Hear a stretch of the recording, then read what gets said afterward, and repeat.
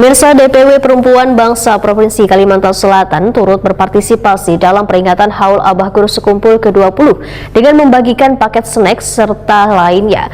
Ribuan paket yang dibagikan pengurus Wan Kader DPW Perempuan Bangsa Provinsi Kalimantan Selatan pada jemaah ini merupakan bantuan anggota fraksi PKB di DPRD Kalimantan Selatan.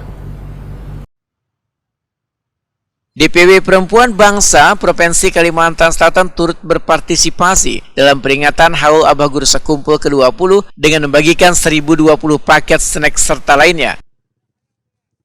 Ribuan paket yang dibagikan pengurus Wan Kader DPW Perempuan Bangsa Provinsi Kalimantan Selatan pada jamaah yang melintas di Jalan Ahmad Yani, Kota Banjarbaru, besokan Ahad 5 Januari 2025.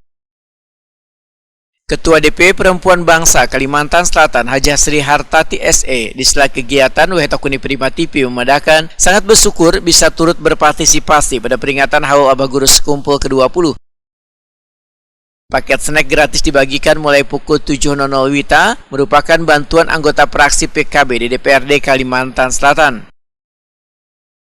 Hajah Sri Hartati berharap di tahun-tahun mendatang akan lebih banyak lagi paket snack gratis yang dapat dibagikan kepada jamaah Haul Abah Guru Sekumpul.